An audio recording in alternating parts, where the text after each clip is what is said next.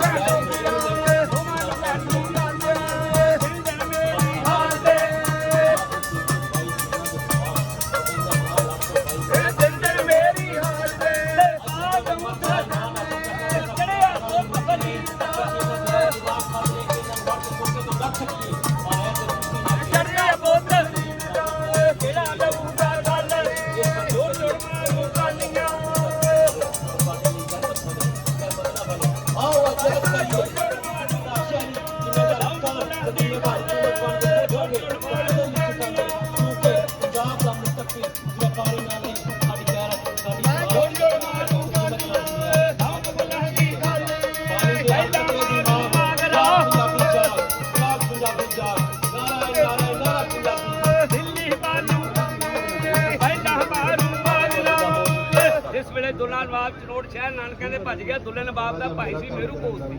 ਛੋਟਾ ਹੁੰਦਾ ਕਿਤੇ ਨਸ਼ਾ ਕਰਨ ਲੱਗ ਗਿਆ, ਘਰਦਿਆਂ ਨੇ ਘਰੋਂ ਹੀ ਕੱਢ ਦਿੱਤਾ। ਜਾ ਕੇ ਮਲੰਗਾਂ 'ਚ ਪੋਸਤੀਆਂ 'ਚ ਭੰਗੀਆਂ ਫੀਂਗੀਆਂ 'ਚ ਬੈਠੇ ਰਹਿਣਾ। ਤੇ ਉਹ ਜਿਸ ਵੇਲੇ ਦੁੱਲਾ ਨਵਾਬ ਚਲਿਆ ਗਿਆ, ਦੁੱਲੇ ਦੀ ਮਾਂ ਲੱਦੀ, ਦੁੱਲੇ ਦੀ ਬੀਵੀ ਰਾਣੀ ਭੁੱਲਣਾ। ਸਿਆਣੇ ਬੰਦੇ ਕਹਿੰਦੇ ਆ, ਸੋਚਦੇ ਆ ਵੀ ਹੁਣ ਕੀ ਕੀਤਾ ਜਾਵੇ। ਕਹਿੰਦੇ ਨਕੰਮਾ ਬੰਦਾ ਖੋਟਾ ਪੈਸਾ, ਨਕੰਮਾ ਬੰਦਾ ਖੋਟਾ ਪੈਸਾ ਜ਼ਿੰਦਗੀ ਦੇ ਵਿੱਚ ਕਿਤੇ ਨਾ ਕਿਤੇ ਕੰਮ ਆ ਜਾਂਦੇ।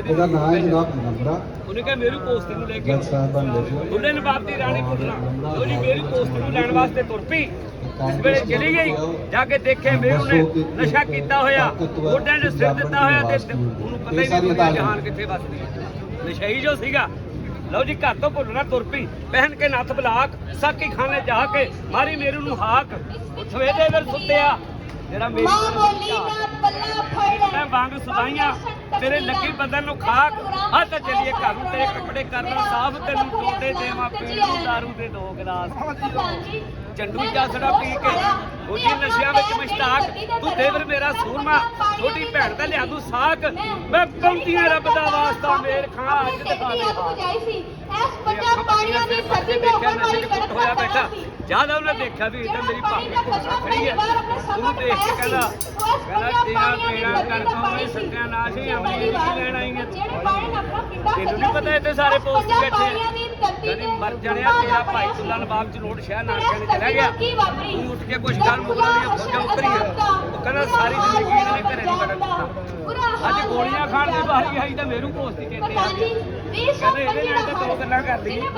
ਕੀ ਕਹਿੰਦਾ ਮੇਰੂ ਪੋਸਤੀ? ਕਹਿੰਦਾ ਅੱਗੇ ਮੇਰੂ ਬੋਲਿਆ, ਕਹਿੰਦਾ ਪਹਿਨ ਕੇ ਆ ਕੇ ਗੋਤਾ ਉਹ ਦਿਹਾੜਾ ਯਾਦ ਨਹੀਂ ਜਦ ਕਰਦੀ ਸੀ ਮੂੰਹ ਮੋਟਾ। ਵਕਤ ਪੈ ਤੇ ਭਾਵੇਂ ਮੈਨੂੰ ਦੇਰ ਬਣਾ ਲਿਆ ਛੋਟਾ, ਜੇ ਮੈਂ ਪੈਸੇ ਮੰਗਦਾ ਦੇਵ ਨੂੰ ਮੈਨੂੰ ਤਾਂ ਰੁਪਈਆ ਖੋਟਾ। ਮੇਰਾ ਭੰਗਦਾ ਕੁੱਤਾ ਭੰਨਿਆ ਕੌਂ ਦਾ ਸੋਟਾ, ਮੇਰੀ ਟੁੱਟੂ ਹੀ ਮੰਜੀ ਖੋਲੀ ਖੋਲੀ ਅਮਲੀ ਦਾ ਕੋਠਾ। ਜਾਂ ਭਾਲਾ ਦੁੱਲੇ ਰਾਤ ਨੂੰ ਜਿਹੜਾ ਦੇਖ ਕੇ ਤੁਰ ਗਿਆ ਧੋਖਾ। ਇਹ ਕਹਿੰਦਾ ਭਲੀ ਚੁਣੀਏ ਤੋਂ ਭੱਜਣ ਨਹੀਂ, ਤੇਰੇ ਸਿਰ ਵਿੱਚ ਮਾਰੂੰਗਾ ਛੋਟਾ ਨੂੰ ਚੁਣਿਆ कैसे बयान करके लाते हैं।